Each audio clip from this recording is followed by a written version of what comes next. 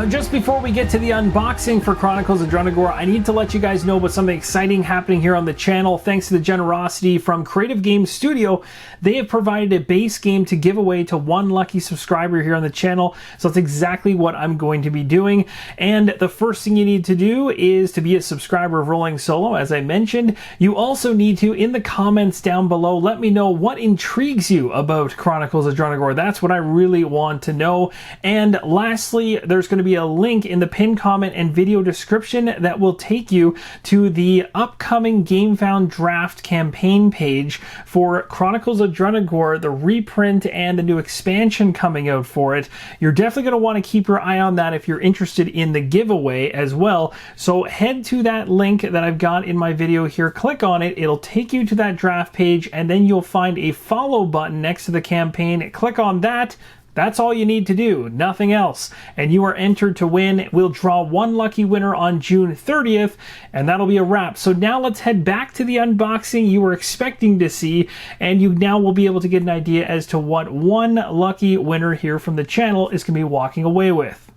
And in this unboxing video, we're going to be checking out Chronicles of Drunagor, Age of Darkness. This comes from Creative Games Studio. In this video, you are going to see everything that comes inside the core box. We're going to start by flipping it over, taking a look at the back of the box, and then we'll dive into it to check out each and every component inside. An unspeakable evil, a darkness spreads across the land, bringing corruption, terror, and death.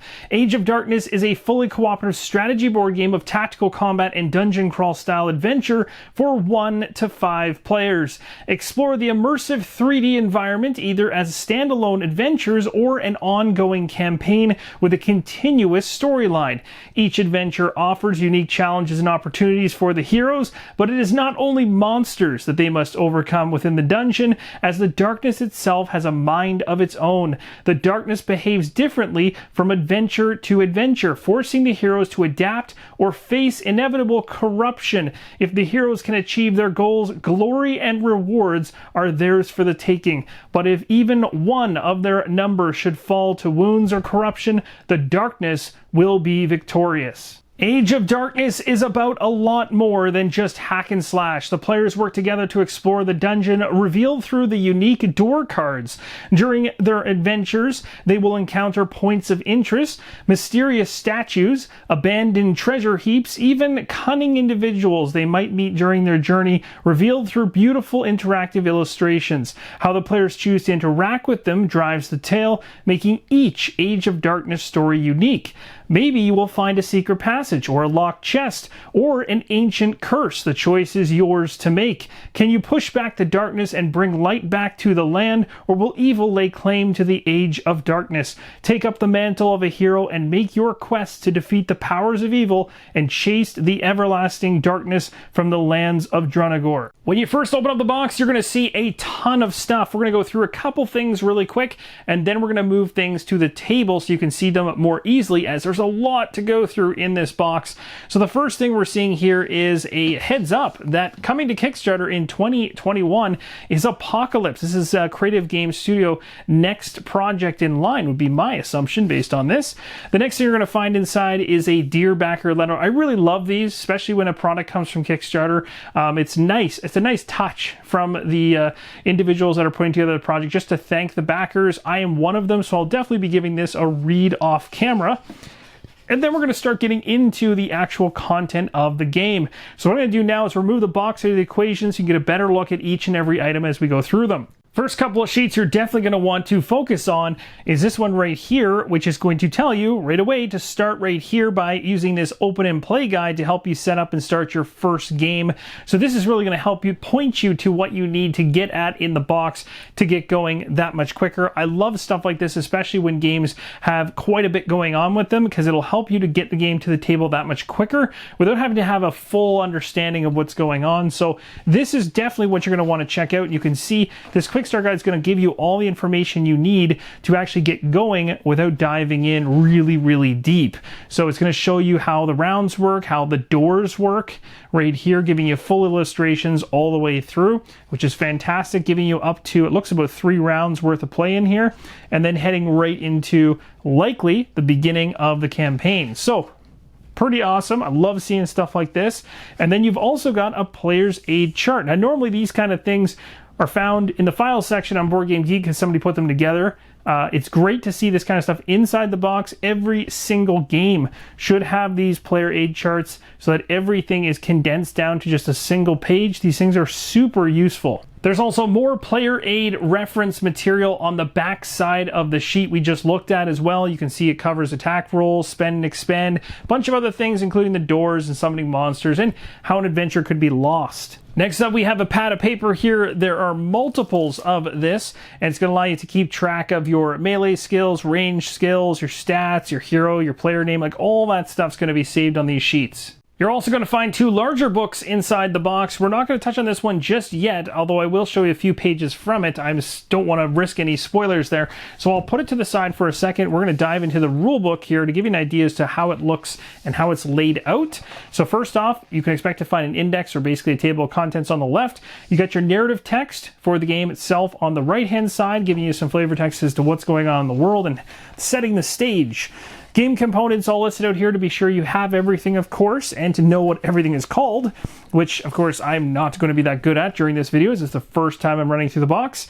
Here on the left-hand side, we got the structure of a campaign, knowing your hero, and it's going to continue on from there. So the actual style of the rulebook follows this a similar flow to what you're seeing in the first few pages here of this rulebook. You're not going to see that change very often. There will be a lot of illustrations or very little, depending on which page you land on. But it does seem to get you right into the action. And it also has this color-coded bar on the side here to actually indicate which section of the rulebook you're inside of. In total, the rulebook at the very back has around 55 pages. On to the adventure book. All right, let's show you a couple pages in here. So first off, when you open it up, you're going to see there's a whole bunch of chapters on the left-hand side here, but on the right-hand side, it really focuses on breaking down the different game modes. So you can play one-shot adventures, as the back of the box stated. You can do a campaign, or you can do player versus player as well, or PvP. So it breaks those all out here, lets you know how those work. And then, of course, once you actually understand which mode you're playing and what you're going to do, you can jump into a campaign if you wish. And this is going to be where you're going to start, of course. That would be chapter number 1. It's going to break down the full narrative here. It's also going to tie in all of the things you need to know for setup to get this thing to the table, and then of course what happens at the end of your adventure, and it will continue onwards from there. I'm not going to go through the book any further, as again, I don't want to spoil anything for you guys, but basically, if you're talking about the final couple pages of this thing, you're looking at about 111 pages. You'll find a whole bunch of door cards inside the box. I'm going to show you only one of them so I don't spoil anything for you. And this one's chapter 18, so I definitely don't want to show you that one. So we'll go all the way to the very first one. And that's the one I'm going to show you because that's the one that's likely the least of the spoiler territory. So this one says The Road to Black River. And you can see they got the QR code on the right-hand side, some flavor text going on there as well. Flip this over to the opposite side, and this is the structure that each of these door cards have in terms of how they lay themselves out. You on the left-hand side here, you got a narrative. In the middle, it's going to break down kind of what's coming up in terms of the setup that you're going to have to then implement into your game. And then on the right-hand side, it's going to have some special rules you're going to have to adopt. Next up, we have some tiles to go through. You'll notice that these tiles are quite thin, but you'll see very soon how this all works. These tiles, although they appear very thin, are going to end up resting inside of GameTrayz, which is going to allow for elevation within the dungeon, one of the very unique and cool factors of this particular game. And it's not the only unique and cool thing, but it certainly adds to the dungeon crawl experience, having to deal with different rules based on the different levels that either your heroes or enemies are going to be on in terms of the gameplay and how it flows. So, as you can see here, we've got a number of these to go through, so I'm just going to show you them quickly, or at least as quickly as I can. and we'll see all the different artwork in the game, which does appear to be quite striking out of the box. I'm really liking it. I knew I was going to enjoy this in terms of the artwork, even just looking at the Kickstarter page. So what I'm seeing here is not shocking at all. Very high quality, very good looking. And I've got another plastic wrapped pile of tiles to go through as well in a few seconds.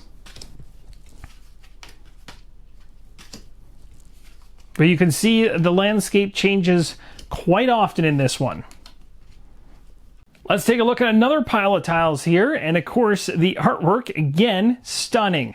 You can see the little tiny details that they put into each one of these that really make them pop. Instead of them just being generic locations, there's all these small little things just kind of lying around. Like that right there. But again, very, very vivid. It pops and it really looks good. So I'm quite impressed for what these are. And I think once you actually start incorporating them with the GameTrayz, which of course is part of the design, and then it's all set up on the table, it's really going to look quite awesome. And you can see, as I mentioned earlier, the varied locations you're going to be going through. Like some of these are very different than the one I just showed you. This one's really cool, for instance. Every single one of them is really interesting. You've even got a location out in the cold Canadian winter. That's what that just reminds me of. Now this is another really cool and unique thing for Chronicles of Drunagor that I loved when I saw this on the Kickstarter page originally. And that's this interactions book, and it really plays out based on the doors you're going through and what you're seeing, you know, firsthand in the dungeon, for instance, or what your heroes are actually seeing firsthand in the dungeons. It's going to allow them the opportunity to interact in particular scenes based on what they've run into. And you can see here, you've got different choices or different options that you can choose to do when you're into one of these interactions. So for instance, this is the haunted door. Now again, I'm not going to show you anything beyond this first page because I don't want to spoil anything, but I do want to show you that these kind of opportunities present themselves inside the gameplay, so that you have choices that need to be made as you move through it. It's very interesting and adds another layer of how much you care about what's going on inside the world. The game also comes with a drawstring bag with the logo on the front of it. Next up, we're going to check out a whole bunch of punch boards we need to go through in here, and I'm not going to bother stopping and explaining each and every token as there's a whole bunch of them, but one that's quite obvious here is the darkness tokens, and these tokens are going to start flooding the areas or the tiles that you saw earlier as part of the game mechanics, which are going to constantly be encroaching on the heroes and the actual environments they're exploring. So that's definitely something you will be dealing with as you move through this game. So here is one of the first punch boards. We'll go ahead and flip it over to the opposite side. Looks like there's 7 total.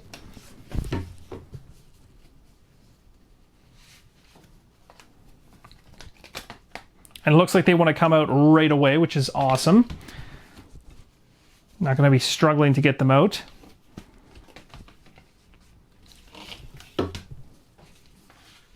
You can see a lot of these tokens are going to end up being condition tokens.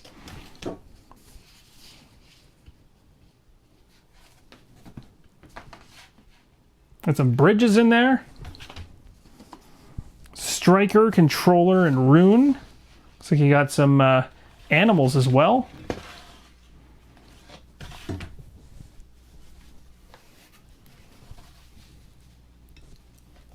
I want to take you back to the box for a second, because now that we've cleared out all those components, we're running into some GameTrayz now, again, specifically designed for this game.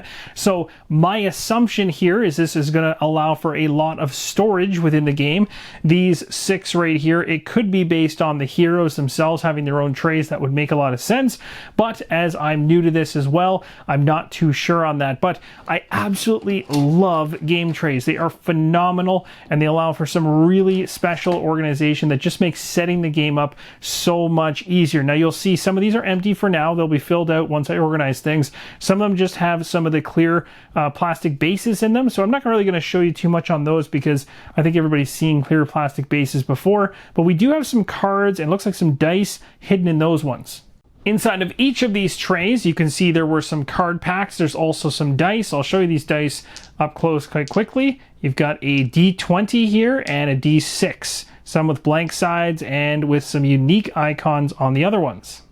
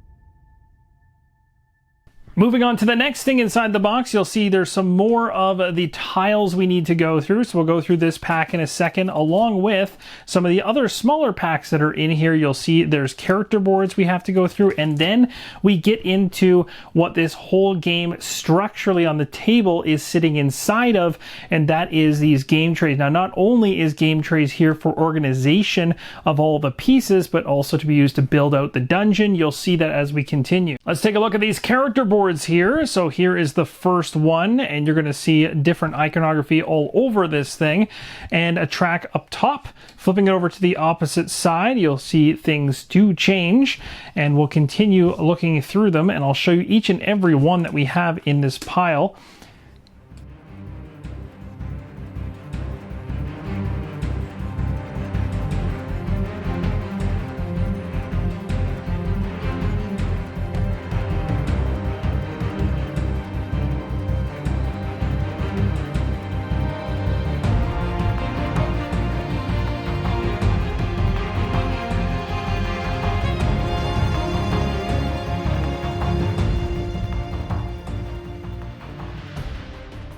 Let's look through some of the larger tiles in the game.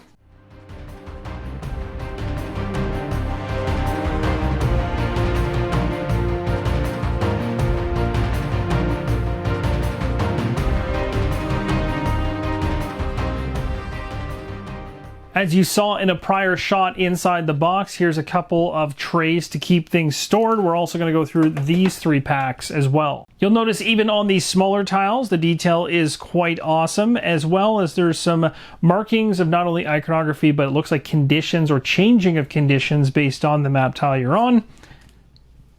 Got a burn 2 over there. Poison on this side.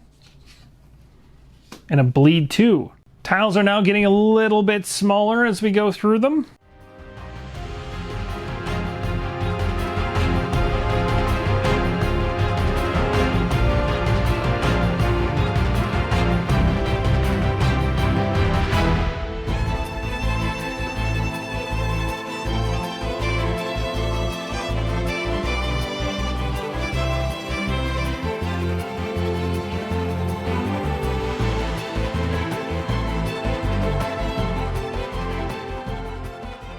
Next up inside the box, you're going to find a larger tray of miniatures. Let's go ahead and remove the top off this. Take a look at each of the unique sculpts up close.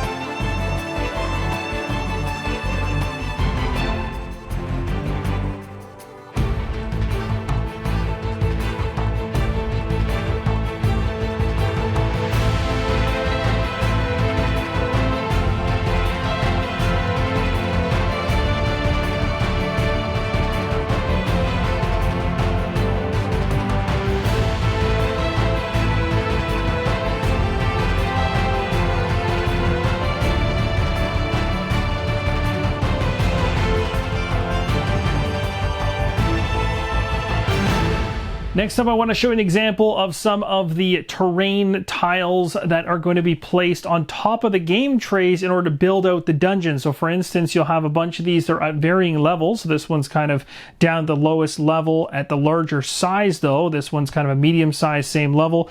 Whereas over here you have smaller size tiles that can be placed in here, but there's elevation. There's actually a difference in height. And this is where the game starts taking advantage of being on lower terrain, higher terrain, that type of thing. So when you place the different game tiles themselves inside of the game trays, you very quickly begin to create different and unique layouts of the dungeon. So here's an example of a bunch of these trays filled in with different game tiles, and just like that, you can see how an actual environment can come together. Now, of course, I've just put this together randomly. The actual scenarios inside the campaign are going to build out something that thematically looks a lot better gelled together, but I want to give you an idea as to how these trays are used on the table to really build the immersion and that depth in terms of being at a high level ground or down in the lower levels. And last but not least, at the very bottom of the box in its own tray, you're going to find a bunch of larger scale miniatures, which are going to show you the unique sculpts from these in a second, as well as a bag of a ton of colored cubes. Just to show you some of the cubes, I've grabbed a handful here. There are a lot more in the bag. These larger miniatures look really good as well as the smaller ones. I'll flip this around so you can see the detail on the back too. This one also has a lot of detail, looks mean and fantastic looking sculpt. And last but not least, the largest miniature in the box.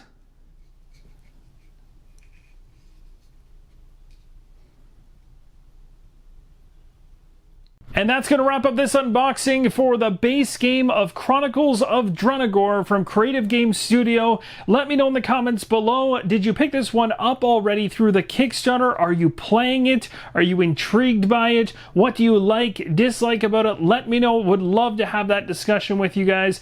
Thank you guys so much for watching, and as always, keep on rolling solo.